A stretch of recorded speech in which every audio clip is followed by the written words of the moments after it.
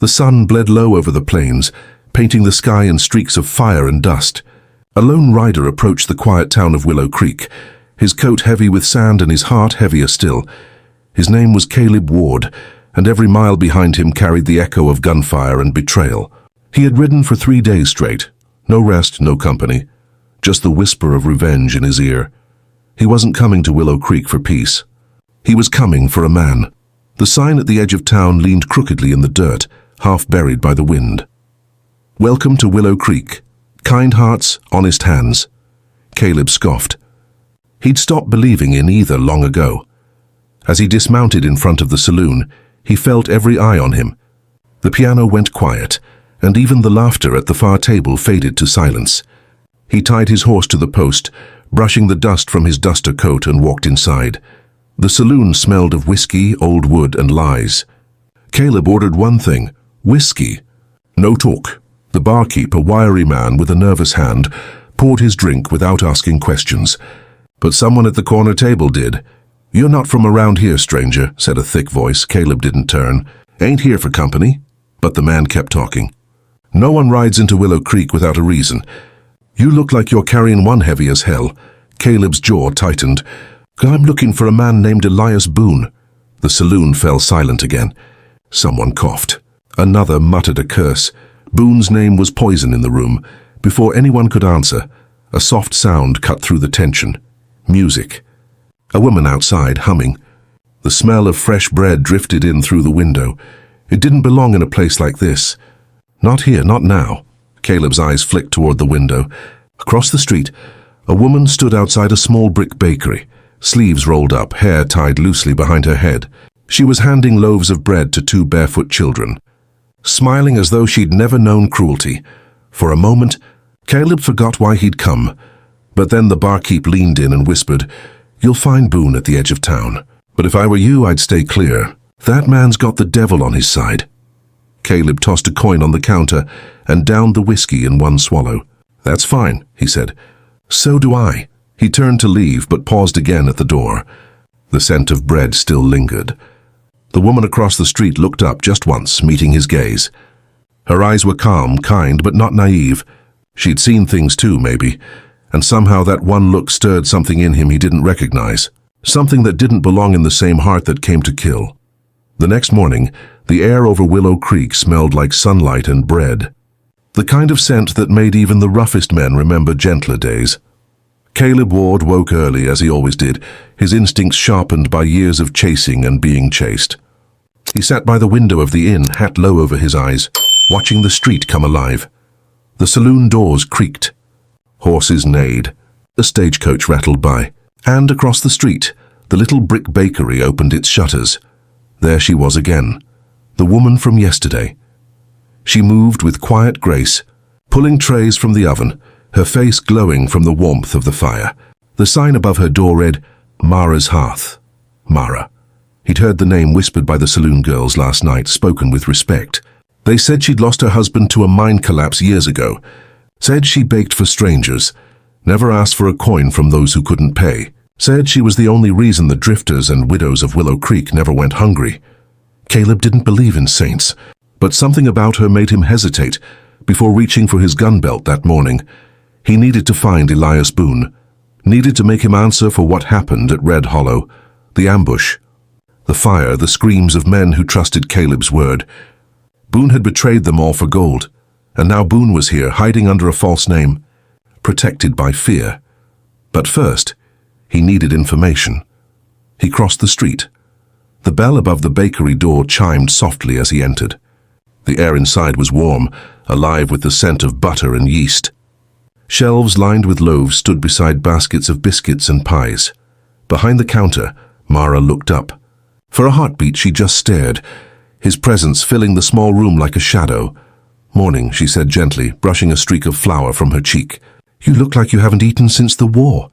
Caleb's voice came out rough. "Maybe I haven't." "Then sit," she said, already pulling a plate from the counter.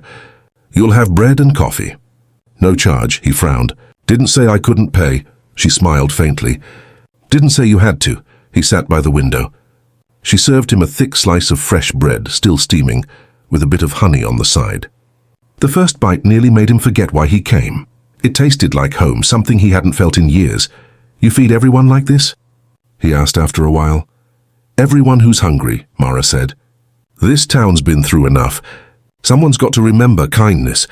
Her words were simple, but they sank into him like rain on dry ground. "Kindness don't last long out here," Caleb muttered.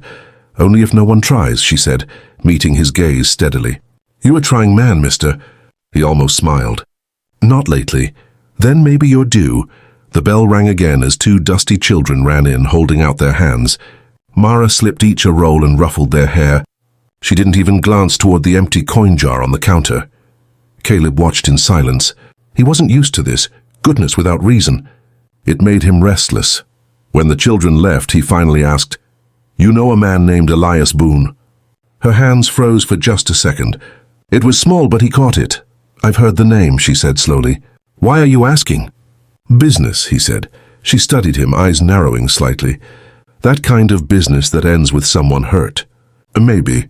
Then you should know this town's had its fill of pain. We don't need any more." He looked down at the bread in his hand. "Pain don't care what a town needs, Mom. It finds you anyway." For the first time, she didn't have an answer. She just turned away, busying herself with kneading dough. He watched her for another moment before standing. "Thanks for the bread." "You're welcome," she said softly. "But next time, come for more than that." He stepped outside, the bell chiming behind him. The sunlight hit his face, and for the first time in a long while he felt something loosen in his chest. He'd come to Willow Creek for blood, but somehow it smelled like bread instead. The next morning, the air over Willow Creek smelled like sunlight and bread, the kind of scent that made even the roughest men remember gentler days. Caleb Ward woke early, as he always did, his instincts sharpened by years of chasing and being chased. He sat by the window of the inn, hat low over his eyes, watching the street come alive. The saloon doors creaked. Horses neighed. A stagecoach rattled by.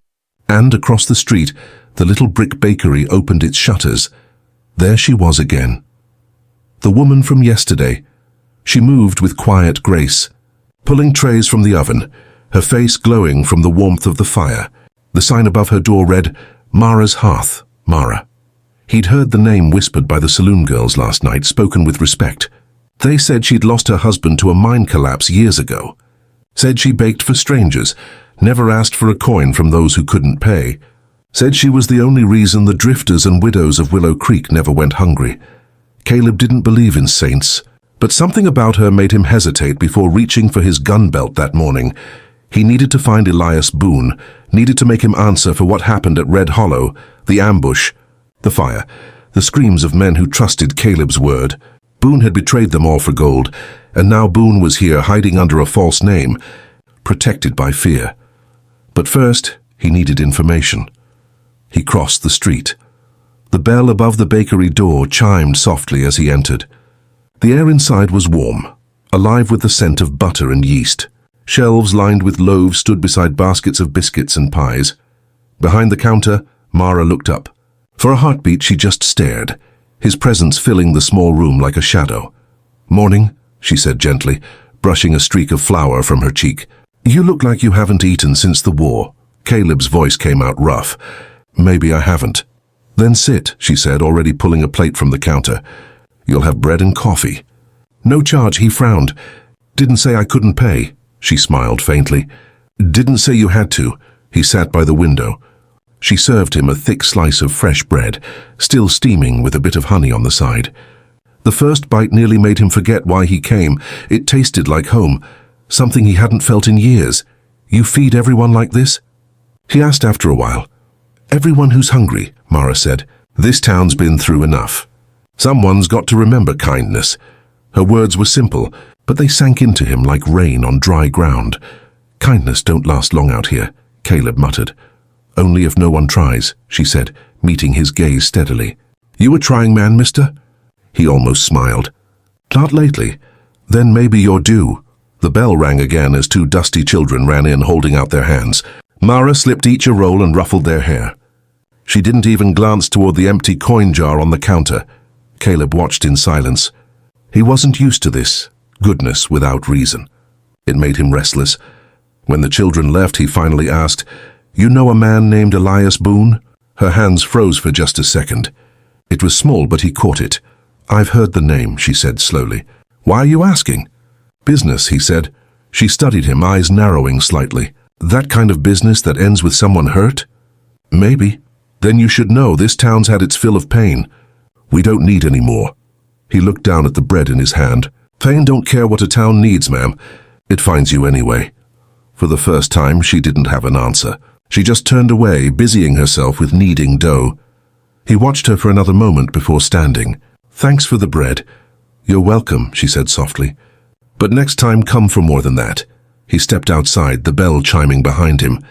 The sunlight hit his face, and for the first time in a long while he felt something loosen in his chest. He'd come to Willow Creek for blood. But somehow it smelled like bread instead. The road to the canyon was rough and narrow, carved between cliffs the color of rust. Caleb rode slow, every sense alert. The sun hung low behind him, casting long shadows that stretched like ghosts. He'd followed Mara's clue, bread deliveries to a man by the canyon road. Boone's man, the first real lead in months. As he neared the ridge, he spotted smoke curling from a small cluster of wooden buildings down below. A half-built ranch, maybe. From a distance it looked quiet. Too quiet. Caleb dismounted and tied his horse in the scrub. He pulled his rifle from its sheath and crouched low, moving through the rocks until he could see the yard. Two men stood outside the barn, loading crates into a wagon. One was thick-necked, scarred from jaw to collarbone. Luther Kane. Caleb's pulse tightened. He had him, Boone's right-hand devil. Luther laughed at something the other man said, his voice deep and cruel. "Boss says we ride out by sundown. He's got business in the North Hills, business." Caleb knew what that meant. Boone was running again. He could take Luther now, end it clean. But then Boone would slip away just like before. He needed to be smart. As he was deciding, a sound broke the silence. A woman's voice. Caleb's gaze snapped toward the cabin. Through the open door he saw a girl, no older than 16, bringing a basket of bread to the table. Her dress was plain, her face tired, but she smiled as she placed the loaves down. Bread even here in Boone's camp. Mara's kindness had found its way. Luther tore off a chunk and muttered, "That baker woman makes a fine loaf. Don't know why the boss pays for all this charity." The other man grinned. "Guess even the devil likes his bread fresh." They laughed. Caleb felt the heat rise in his chest, but he held his fire. There'd be a time. Not yet. He watched until they finished loading the wagon and rode off toward the northern trail. Then, when the dust settled, he crept closer. The girl inside didn't hear him until he knocked softly on the doorframe. She jumped, eyes wide. "Easy," Caleb said, keeping his hands visible. "I ain't here to hurt you." "Who are you?" she asked, voice trembling. "Name's Caleb Ward. I'm looking for the man who runs this place." She hesitated. "You mean Mr. Boone?" "That's the one." She shook her head quickly. "He's not here. Left this morning. Said he'd be gone a few days." Caleb stepped closer. "How long you been working for him?" "I don't work. Hey, he took me in after the fever hit town. Said I could help with the cooking." Caleb's brow furrowed. "Boone wasn't known for mercy." "He treat you right?" She bit her lip, glancing down. "He don't hit, just don't like questions. Says folks like me owe him for keeping us alive." Caleb's jaw clenched. That sounded like Boone, using debt and fear as shackles. He looked at the loaves cooling on the table. "That bread come from the bakery in town?" She nodded. "Miss Mara sends it every week. Says everyone deserves to eat, even the men out here." He gave a slow nod. "That's just like her." The girl frowned. "You know Miss Mara? Met her yesterday," he said quietly. "Didn't think she'd be feeding the same man I came to kill." Her eyes widened. "Kill?" "Forget I said that," he muttered. "You see Boone again, tell him Caleb Ward's looking to finish what he started at Red Hollow." The girl looked frightened, but she nodded. Caleb turned to leave, but before he stepped out she asked softly, "Will you hurt Miss Mara if she keeps sending bread here?" He paused. "No, she don't know what kind of man she's feeding. She don't deserve to be part of this." Outside, the sun had dropped below the ridge, painting the world in amber. Caleb mounted his horse and looked back once at the cabin. Boone was close. He could feel it in his bones. But so was something else, something he didn't expect. He thought of Mara's hands dusted in flour. Her quiet strength, the way she looked at him as if she saw the man he used to be. Revenge felt simpler before she smiled at him. He rode back toward town, the sound of hooves echoing against the canyon walls like a heartbeat that refused to die. By the time Caleb returned to Willow Creek, the lamps along Main Street were flickering on, throwing long golden stripes across the dirt road. The air was thick with the smell of coal smoke and fresh bread. The bell above Mara's hearth chimed as he pushed the door open. She was there. As always, hands deep in dough, hair loose from its braid, sleeves rolled past her elbows. The warmth of the oven gave her cheeks a soft glow, and for a moment Caleb stood silently taking it in. The peace of the place didn't belong to a man like him. "You look worse than yesterday," Mara said without turning. "Ride far?" He hesitated. "Far enough. I'd guess trouble follows you about half as far as you ride."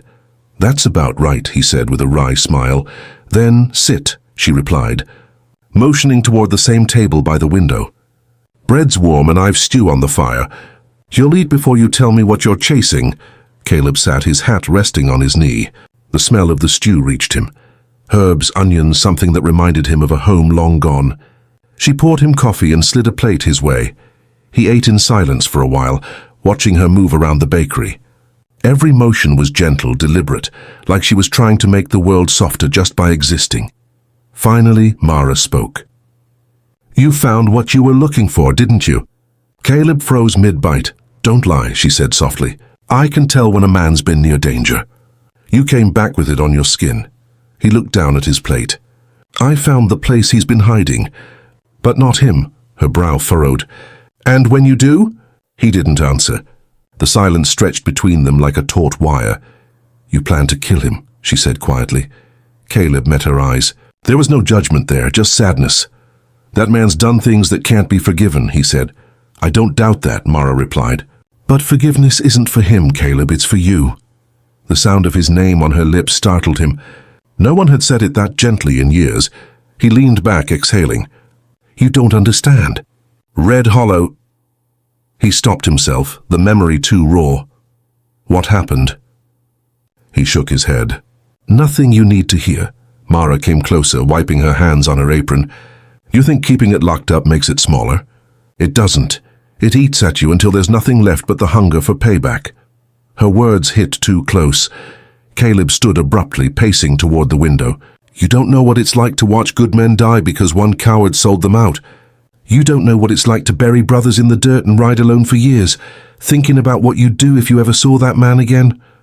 Mara's voice was calm, but it trembled at the edges.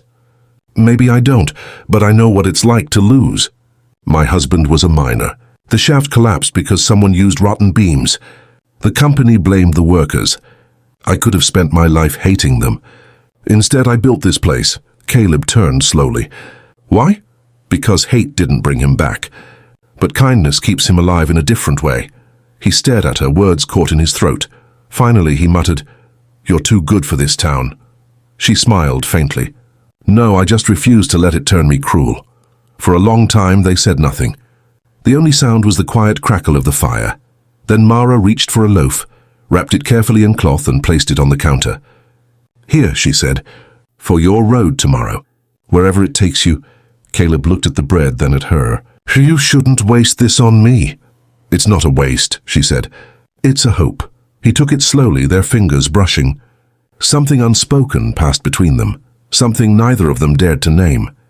As he turned to leave, Mara called after him, "Caleb, whatever you think killing that man will give you, make sure it's not the last thing you ever feel." He paused at the door, her words echoing inside him. Outside, the wind had turned cold again, carrying the faint scent of flour and smoke. Caleb looked down at the loaf in his hand, the warmth still trapped inside it. Maybe she was right. Maybe revenge wasn't the only hunger that needed feeding. But he'd come too far to stop now. The night came hard over Willow Creek. The moon hung low, the color of bone, and the wind carried dust that whispered across the rooftops. Caleb didn't sleep. He sat on the edge of the inn's bed, staring at the bread Mara had given him. The crust had cooled, but it still smelled like home, like something worth fighting for, though he couldn't name why. He'd told himself he was staying one more night to rest his horse, but truth was he wasn't ready to leave her behind. Outside, a shout split the quiet, then another. Caleb grabbed his revolver and ran to the window. Down the street, 3 riders thundered in, coats whipping like dark flags. They weren't townsfolk. He knew the look of Boone's men anywhere. Hard faces, easy with violence. They stopped in front of Mara's bakery. Caleb's heart clenched. He didn't think, just moved. By the time he reached the street, the men were off their horses banging on her door. "Open up," one of them barked. "We know you've been feeding Boone's enemies." Caleb's boots hit the ground running. He came up behind them, silent as shadow. The tallest of the 3 turned just in time to see the barrel of Caleb's gun. "Step away," Caleb said, voice low and cold. The man sneered. "You again." "Boone said if we saw you—" He never finished the sentence. Caleb's fist hit him hard enough to drop him flat in the dust. The other 2 drew, but Caleb fired first. 1 shot, 2. A bullet grazed the second man's arm. The third dove behind a post, returning fire that splintered the bakery door. Inside, Mara screamed. Caleb ducked for cover, firing again, his blood roaring in his ears. The fight lasted less than a minute, but it felt longer, chaos, smoke, and fury. When it was over, 2 of Boone's men lay groaning in the dirt. The third had fled into the night. Caleb pushed through the ruined door. Mara stood behind the counter, clutching a pan for a weapon. Her hands shook, flour streaked across her face like war paint. "You all right?" Caleb asked, breathless.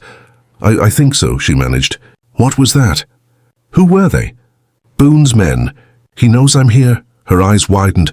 "Because of you, they came here." Caleb winced. "Yeah." She turned away, gripping the counter. "I told you this town didn't need more pain. I didn't mean for— Meaning doesn't stop bullets, Caleb." She snapped, her voice breaking. The silence after was heavy.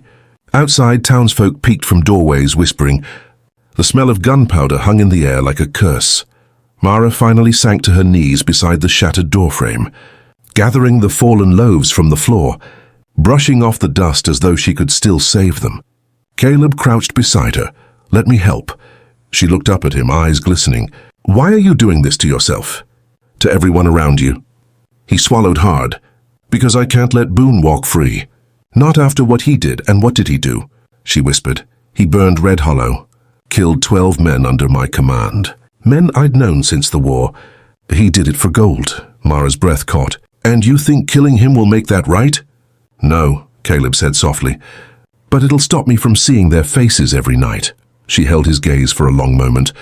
Then quietly she said, "If you chase darkness long enough, it starts to look like home."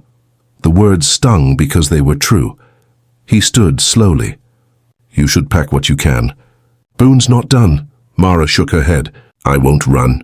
This bakery is all I have. Then I'll stay." Her brow furrowed. "You'll stay? After this?" "I'll fix your door.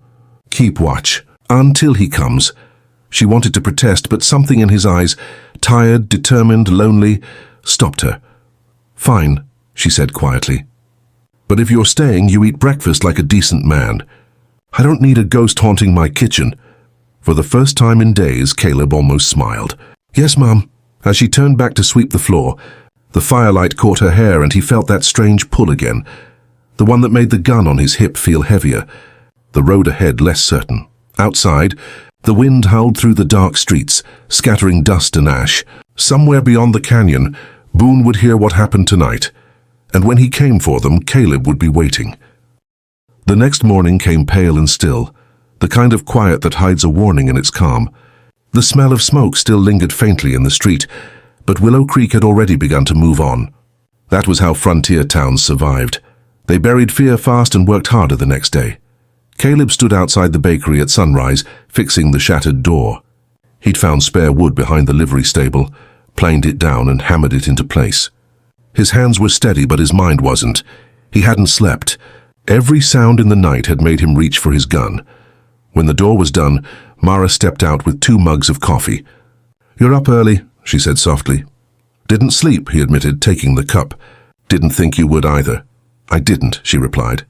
"I kept thinking about those men, about how easily they could have—" She stopped herself and looked away. "They won't come back tonight," Caleb said. "Boone'll need time to gather more men." "But he will come." Mara nodded, staring at the rising sun. "You sound like you've been waiting your whole life for someone to come." Caleb's jaw tightened. "Maybe I have." They stood in silence for a moment. the steam from their coffee mingling in the cold air. Finally, Mara said, "You should eat. I made biscuits." He followed her inside, feeling out of place among the soft smells and gentle clutter of the bakery. There were small touches everywhere. A vase of wildflowers on the counter, a child's drawing pinned near the oven, a cracked teacup filled with sugar. Every piece of the place spoke of her kindness. As she handed him a plate, she said quietly, "I thought about what you told me, about Red Hollow." Caleb looked up sharply. "Didn't tell you much. You said enough. I can see the rest in your eyes," he sighed, setting down his fork. "You don't owe me understanding, Mara." "Maybe not," she said, "but I offer it anyway." For a long moment he just stared at her. Then, almost against his will, he started talking. "I was captain of a patrol," he said slowly. "After the war, we were guarding a gold shipment headed north. Boone was my second. We'd served together, or so I thought. One night he sold our position to a gang of raiders. They hit before dawn. Fire, smoke, men screaming in their beds. I buried 12 that morning, and I've been riding after him ever since." Mara's eyes softened. "You've been chasing ghosts." "Maybe," Caleb said. "But Boone's still alive. And so's my anger." Mara leaned on the counter, studying him. "And if you find him, then what?" "You shoot him. And what's left for you?" He didn't answer. He didn't have one. Instead, he took a bite of the biscuit. "You bake like you talk," he said. "Soft, but it hits deep." That earned him the smallest smile. "I'll take that as a compliment." "It was," he said. For a few moments, peace hung between them, fragile, fleeting. The morning light slanted through the window, catching the dust in gold streaks. Caleb could almost pretend he belonged here, that the war in his heart had ended long ago. But peace never lasted long for men like him. Around noon, a boy from the telegraph office ran in, waving a note. "Miss Mara, message for you." She took it, confused. "For me?" Caleb watched as she unfolded the paper. Her face drained of color. "What is it?" he asked. She handed it to him with trembling fingers. The message was short, written in a bold, cruel hand. "You feed my enemies. You'll burn next." E.B. Caleb's grip tightened until the paper tore. "It's Boone," he said darkly. "He's coming." Mara's voice barely rose above a whisper. "Then we have to warn the town." "No," Caleb said, shaking his head. "Boone's not after them." "He's after me. But he'll use you to get to me." Mara's eyes flashed. "Then you'll have to let me fight for my own home." Caleb almost smiled at the fire in her tone. "You'd stand against Boone's men with a rolling pin?" "If I have to," she said fiercely. "I've lost enough. I won't lose this place too." For the first time in years, Caleb felt something like pride. Not for himself, but for her. "Then we'll stand together," he said. And as the afternoon shadows stretched long over Willow Creek, both of them knew the storm was coming. But for the moment, just one quiet moment, there was sunlight, coffee, and the faint smell of bread rising in the oven. The wind that night carried the scent of rain and gunpowder, though no one had fired a shot yet. Willow Creek slept uneasily under a moon like a blade, sharp, cold, waiting. Caleb sat outside the bakery, rifle across his knees, eyes fixed on the road that led out toward the canyon. Every creak of a shutter, every hoofbeat in the distance made his heart thud once hard. Inside, Mara moved quietly, extinguishing lamps one by one. The bakery looked peaceful in the dim glow, too peaceful for what was coming. "You should be inside," she said from the doorway. "I can't sleep," Caleb murmured. "You ever do?" He didn't answer.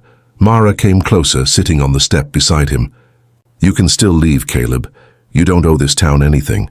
"I owe Boone everything," he said flatly. 12 graves worth. She looked at him for a long moment. "And if you die tonight, will they rest easier?" He said nothing. The truth was a weight he didn't want to lift. Mara sighed. "You don't have to prove you're still alive by killing someone. You just have to live." Her voice softened, barely a whisper. "You've already done more good here than you know." Before he could answer, the sound came, a low rumble of hooves in the dark. Dozens of them. Caleb stood. "Get inside now." Mara froze. "Is it Boone?" he said. "And he's not alone." She ran inside as Caleb chambered around and stepped into the street. The first riders appeared from the canyon road, torches flaring like fiery wings against the night. At the front rode Elias Boone, tall and lean, his black coat flapping like a shadow. Even from a distance, Caleb recognized the grin. the same grin he'd seen across the flames at Red Hollow. "Ward!" Boone's voice echoed through the street. "I heard you've been sniffing around my town." Caleb took a step forward, gun steady. "It ain't your town, Boone, never was." Boone laughed, the sound hollow. "Still preaching justice, are you? Thought you'd have learned by now. The world only remembers the man who survives." "You won't be that man tonight," Caleb growled. Boone raised his torch. "Burn it down, boys. Let's see how much your conscience weighs when she's ashes." The men behind him whooped and lit their torches higher. One of them hurled fire onto the roof of the blacksmith shop. Another tossed a bottle that burst into flame against the saloon wall. Within seconds, Willow Creek was alive with chaos, horses screaming, people shouting, glass breaking. Caleb fired first. Boone's men scattered, returning fire from behind wagons and fences. Bullets sparked off the dirt, whistling past his ears. He moved like instinct, firing, reloading, ducking behind a trough. One man dropped. Another fled. But there were too many. Inside the bakery, Mara threw a wet blanket over the counter to keep embers from catching. Smoke curled through the cracks in the roof. "Caleb!" she cried. He heard her and ran. Kicking the door open, he grabbed the water bucket from her hands. "Out the back!" he barked. "I'm not leaving you." "Damn it, Mara." A bullet tore through the window, shattering glass inches from her face. Caleb shoved her to the ground and fired back. The shooter fell. She looked up at him, breath trembling. "You'll die for this, maybe," he said, panting. "But not before he does." He turned, and there was Boone, standing in the street, torch in hand, revolver glinting. The years between them vanished in an instant. "Red Hollow," Boone sneered. "You should have burned there with the rest." Caleb raised his gun. "I reckon I was saved for tonight." The two men stared each other down as firelight flickered around them, the town's walls cracking and hissing. Then they both fired. The shots rang out as one. Caleb staggered back, his side burning. Boone's coat jerked, and he'd been hit too. Both men swayed, smoke curling between them like ghosts. Boone dropped to one knee, blood soaking his shirt. "Don't you still think you're the good man?" he rasped. Caleb raised his revolver again, but froze. Through the smoke, he saw Mara standing in the doorway, eyes wide, tears cutting through the soot on her face. "Please," she whispered. "Don't become him." The gun trembled in Caleb's hand. Boone stared up at him, laughing weakly. "Go on," Boone croaked. "Finish it." But Caleb couldn't. The fire roared behind him, drowning out everything except the sound of his heartbeat. Finally, he lowered the gun. "No, you already took enough." Boone's laugh turned into a cough, then nothing. He slumped to the dirt, motionless. Mara ran to Caleb's side as his knees gave way. She caught him, her arms trembling. "Caleb, I told you he'd come," he whispered. "Guess I was right. Don't talk," she said, pressing her hand to his wound. "You're not done yet. Not like this." As the flames began to die and the first drops of rain fell, Caleb closed his eyes. The sound of Mara's voice was the last thing he heard before the darkness took him. The world came back to Caleb in pieces. The sound of rain on a roof, the smell of smoke and yeast, and the faint warmth of sunlight through gauze curtains. He tried to move, but pain burned sharp through his side. A soft hand pressed gently against his shoulder. "Don't," Mara's voice said quietly. "You'll tear the stitches." He blinked hard until her face came into focus. She was sitting beside the bed, eyes rimmed red from sleepless nights. "Where?" His voice cracked. "You're in the bakery," she said. "Or what's left of it." Caleb turned his head. The walls were scorched, half the roof patched with canvas, but it still stood. "Somehow, Boone?" "Dead," Mara said simply. "You hit him clean through the chest. The sheriff and his men found him by the well." Caleb exhaled slowly. "Then it's done." She nodded but didn't smile. "You nearly died too. You lost a lot of blood." "I've lost worse," he muttered, trying to sit up again. "Not while I'm here," she said, pushing him gently back down. "You need rest, not bravado." He chuckled weakly. "You sound like my mother." "I'll take that as a compliment," she said with a small smile. Silence settled between them, not the uneasy kind from before, but a quiet full of things unsaid. Outside, Willow Creek was rebuilding. The townsfolk hammered new boards, cleared rubble, and painted fresh signs. The saloon had lost half its front, but laughter drifted through its doors again. For the first time in years, the town felt alive. When Caleb was strong enough to stand, he stepped outside. Children ran past with buckets. A preacher nailed a new cross above the church. And the blacksmith waved from his forge. "Looks like you gave us another chance," the man said, grinning. Caleb nodded awkwardly. "Didn't do it alone." He glanced toward Mara's bakery, where she stood by the window kneading dough, her sleeves rolled and hair catching the morning light. It felt like watching the world rebuild itself from ashes, one loaf of bread at a time. That evening, she found him sitting by the edge of town, staring toward the plains. His horse grazed nearby, saddlebags packed. "You're leaving," she said quietly. He didn't answer right away. "Don't know yet. I came here to kill a man. Now that he's gone, I'm not sure what's left for me." "Life," she said. "That's what's left." He turned toward her, brow furrowed. "You think you can just ride away from what happened here," she said. "But this town remembers you, Caleb Ward. You saved it. You could build something here, something that isn't made of hate." He stared down at his hands. They were scarred, calloused, meant for war. "I don't know how." Mara stepped closer, her voice soft. "Then let someone teach you." He looked up. She was smiling faintly, but her eyes held something deeper, an invitation, not a plea. He reached out without thinking, brushing flour from her cheek. "You're too good for this place," he said. "I'm good because of this place," she replied. "Because people stay. Because people try." The wind carried the faint sound of church bells, a wedding maybe, or just a Sunday service. Caleb watched the horizon. The thought of leaving had felt right for so long, but now it felt empty. He'd been a man with no roots, no peace, no reason to wake except to chase ghosts. And yet here, among burnt walls and the smell of bread, he'd found both pain and something close to hope. He turned to her. "If I stay, I won't be the man you think I am." Mara smiled sadly. "Then be the man you want to be." For the first time in years, Caleb felt something inside him ease, like a knot untangling. He took a breath, slow and deep. "Guess I could help rebuild the bakery," he said. "Owe you for patching me up." "You owe me nothing," she said, "but I wouldn't mind the company." The last light of day touched the street in gold, glinting off broken glass and new nails. The town had survived its fire, and so had he. As the sun set, Caleb finally untied his horse, not to leave, but to walk it back toward the stable. Mara watched him go, her heart heavy but certain. For the first time since she'd met him, the stranger didn't look like a ghost. He looked like a man learning how to live again. Spring came late to Willow Creek that year, soft and hesitant, as if the earth itself wasn't sure it could bloom again. The air still smelled faintly of charred wood, but flowers had begun to rise through the ashes, stubborn little bursts of color that refused to die. So did the bakery. Caleb stood outside, hammer in hand, nailing the last board to the new sign above the door. The letters were freshly painted, careful and simple. Mara's hearth, bread for all. Mara stepped out with a basket of rolls, her apron dusted with flour. "You spelled it right," she said, smiling. "Wasn't sure about the apostrophe," Caleb muttered, brushing sawdust from his hands. "I'll forgive you," she teased. "It's a miracle you can even read." He smirked, shaking his head. "You're something else, you know that?" She laughed softly, but her eyes glistened. "You helped make this happen, Caleb. You stayed." He looked around. The street was alive again. Children playing, a blacksmith whistling at his forge, women hanging linens across porches. The town that once hid behind fear now wore hope like a second skin. "I reckon I did," he said quietly. "Didn't think I had it in me." "You always did," Mara said.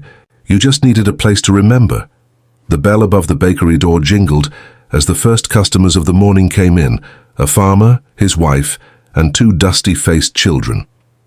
Mara greeted them with her usual warmth.